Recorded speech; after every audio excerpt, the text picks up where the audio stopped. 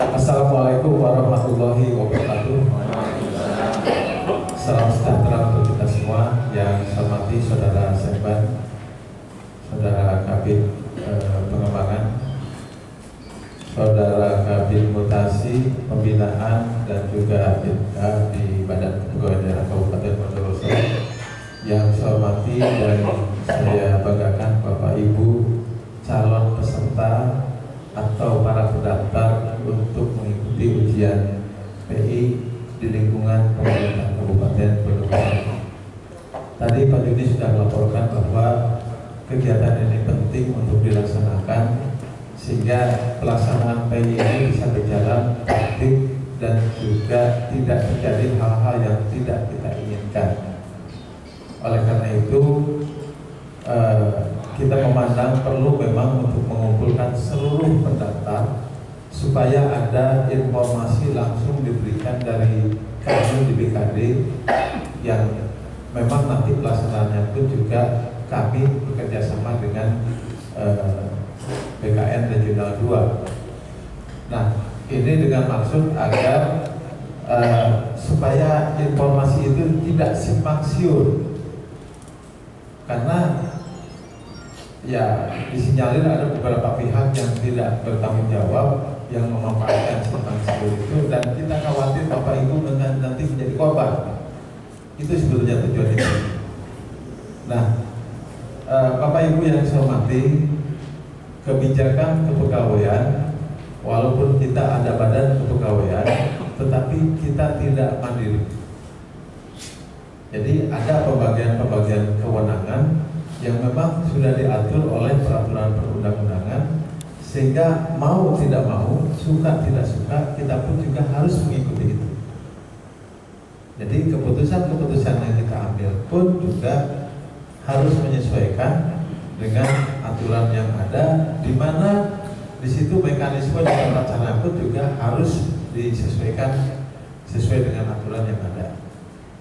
Dan perlu Bapak Ibu ketahui bersama bahwa perubahan kebijakan kepegawaian ini sangat mendasar sekali. Jadi saat ini di tingkat pusat, yang itu nanti insya Allah juga akan bergulir pada tingkat daerah, karena tingkat pusat itu yang merumuskan kebijakan, dan kebijakan itu juga nanti akan berimbas kepada stakeholder kita yang selaku katakanlah pemangku kepentingan, akan kita merasakan juga. Jadi terakhir kalau Bapak Ibu kita simak di beberapa media maupun juga di televisi, pemerintah pusat saat ini sedang merumuskan rasionalisasi pegawai yang membagi 4 kuadran ya. Jadi kuadran 1 itu adalah pegawai yang punya kompetensi bagus, kemudian kinerjanya bagus. Nah, ini dipertahankan dan juga diberi kesempatan nanti untuk promosi atau naik jabatan atau naik tingkat grade. Kemudian kuadran kedua itu adalah pegawai yang memiliki kompetensi bagus tetapi kinerjanya buruk.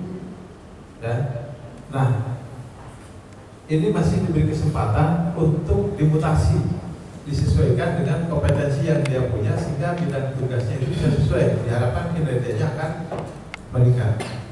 Kemudian pada kuadran ketiga itu mereka pegawai yang kompetensinya buruk tetapi kinerjanya bagus. Ada ya yang gitu ya. Jadi dia teknik bekerja tidak punya, tetapi dia punya kemauan, punya semangat untuk bekerja. Ini sangat dihargai. Pemerintah pusat pun juga merekomendasikan yang sebenarnya didiklatlah biar kemampuannya itu bisa meningkat. Nah, sehingga semangatnya itu bisa dibekali juga dengan teknik yang baik dalam bekerja sesuai dengan tupoksinya. Nah, sehingga akhirnya dia bisa memiliki harapannya yang kinerjanya bagus, kemudian juga kompetensinya juga menjadi bagus. Nah, yang terakhir, mereka yang kompetensinya buruk, kemudian juga kinerjanya buruk.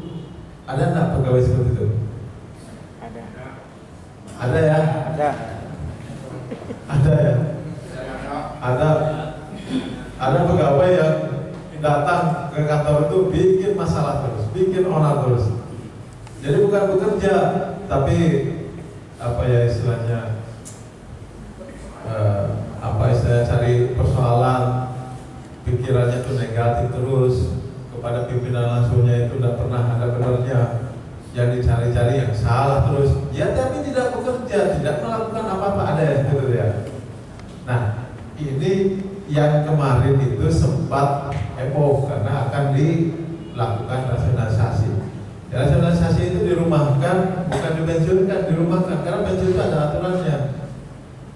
Kan sempat ramai kan, begitu kan polemik ya. Tapi aja Pak Presiden kan menyampaikan bahwa rasionalisasi itu dilakukan secara alami.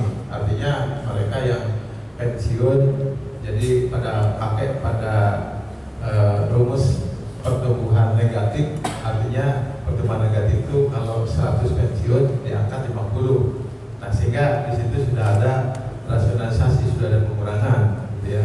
Tapi memang ada plus minus. Kalau kelemahannya itu kalau rasionalisasi secara alami itu hanya baru pada efisiensi, belum menyentuh pada kinerja.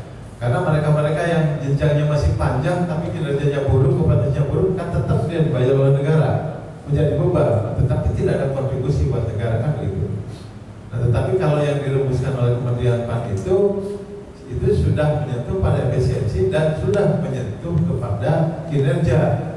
Jadi kita semua itu didorong pada peningkatan kinerja yang maksimal, ya, yang optimal, dan juga pada kompetensi yang baik. Jadi ke depan mereka-mereka yang punya kompetensi bagus dan kinerjanya bagus itu karir akan berjalan secara bagus, karena nanti yang namanya nasionalitas itu bukan lagi pada tinggi-tinggian pangkat dan lamanya bekerja, tetapi ditentukan oleh kinerja dari masing-masing personal pegawai. Nah, saya mengawali sosialisasi ini dari rasionalisasi karena ini ada kaitannya. Saya ingin menyampaikan bahwa kebijakan kepegawaian kita sekarang mengarah pada peningkatan sumber daya aparatur, pada peningkatan kompetensi. Nah, ini semua berimbas pada baik itu rekrutmen CPNS maupun juga kegiatan-kegiatan yang bersifat perubahan administrasi kepegawaian, termasuk juga PI. Jadi pentingnya acara ini karena memang setelah kita konsultasi, kalau digarisbawahi, setelah kita konsultasi dengan BKN Regional 2, pelaksanaan PI nanti itu dengan sistem CAT. Sama juga dengan CPNS.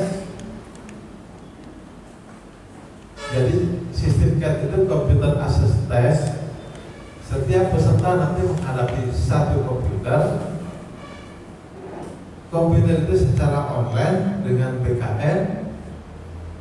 Kemudian peserta mengisi melalui komputer itu, dan di situ tidak akan sempat oleh hampa, karena soal yang satu dengan yang lain itu berbeda. Jadi ada standarnya. Beda dengan LJK. LJK kan ya seperti itu dulu, Bapak dikasih lembaran soalan, dalam jawaban kan begitu. Isi bisa toleh-tolehan, bisa ngobrol, ngerupin kan begitu. Sistem kan tak bisa. Dan setelah selesai mengerjakan soal, Bapak keluar, itu sudah terpampang nilai Bapak berapa. Nah, CPNS itu seperti itu. Penerimaan praja IPDN pun juga seperti itu. Nah, oleh karena itu, ya, saya tolong ya. Makanya saya tadi bilang supaya Bapak Ibu ini tidak jadi korban. Saya tolong. Karena saya dengar pusat kusuk, ada yang menyampaikan kenal baik dengan BKD, kenal baik dengan si A, si B, kan gitu ya, yang bisa menjamin kelulusan. Kemudian juga termasuk barangkali mungkin ada personal BKD yang menjanjikan sesuatu pada bapak-bapak, itu sama sekali tidak benar. Kenapa? Karena kelulusan Bapak Ibu itu nanti ditentukan berdasarkan kemampuan Bapak Ibu. Mana mungkin kita bisa mengatur kalau misalnya misalkan itu yang menentukan itu adalah dari pusat, karena itu tersambung dengan internet secara online, dan begitu selesai mengerjakan langsung keluar nilainya. Bisa nggak kira-kira berubah? Kalau sistem nggak bisa ya, kalau sistem itu nggak bisa. Bahkan yang penerimaan